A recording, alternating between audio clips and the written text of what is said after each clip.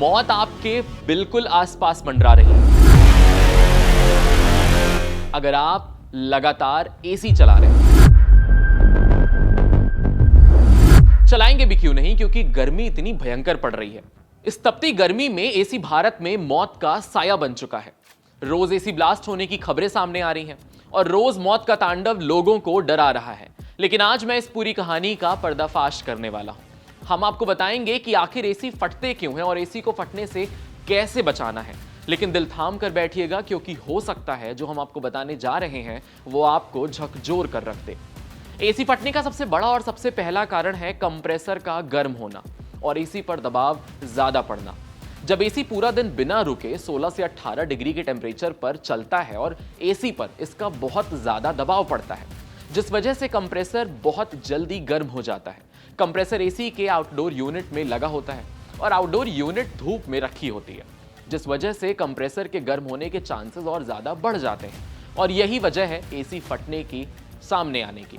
AC फटने की दूसरी वजह है शॉर्ट सर्किट और खराब वायरिंग होना। वायरिंग चाहे एसी की हो या पंखे की हो, खराब है तो समझ लीजिए पंखे की मोटर और एसी का कंप्रेसर दोनों के फटने के चांसेस बहुत ज्यादा बढ़ जाते हैं। जब एसी की वायरिंग खराब होती है तब एसी का करंट फ्लो बिगड़ जाता है और स्पार्कलिंग सबसे ज्यादा होती है, जिस वजह से एसी का फटना या खराब होना तय हो जाता है। अब बात करते हैं एसी फटने के सबसे बड़े कारण की, जो सबसे जरूरी वजह भी है, जो है गैस। मान लीजिए आप सीएनजी की कार चला रहे हैं और आपकी गाड़ी से सीएनजी लीक होने लगे तो क्या होगा? जाहिर सी बात है कि गाड़ी में आग लगने और सीएनजी टैंक फटने के चांसेस बढ़ जाएंगे। बस कुछ ऐसा ही एसी के साथ भी होता है। एसी की रेफ्रिजरेटर गैस कूलिंग में काम करती है, लेकिन अगर ये किसी वजह से लीक हो जाए तो एक छोटी सी चिंगारी एसी को ब्लास्ट कर सकती है। अब बात मेंटेनेंस की कर लें तो एसी सिर्फ कूलिंग नहीं करता, एसी कमरे की गर्म हवा को बाहर फेंकता है, जिस वजह से एसी में लगी जाली धूल मिट्टी से गंदी हो जाती है। साथ ही आउटर यानी भी वहां से धूल भर जाती है और कंडेंसर पर ज्यादा दबाव पड़ता है। अब अगर ऐसा हुआ तो एयर फ्लो रुक जाएगा, कूलिंग कम होगी और अंदर ही अंदर गर्म होने की वजह से एसी के फटने के चांसेस बढ़ जाएंगे।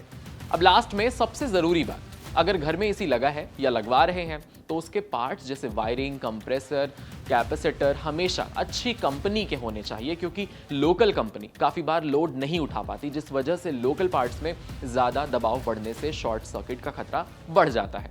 अब बात अगर आप गर्मियों में एसी का इस्तेमाल की करते हैं तो सुरक्षित कैसे रहना है ये जान लीजिए।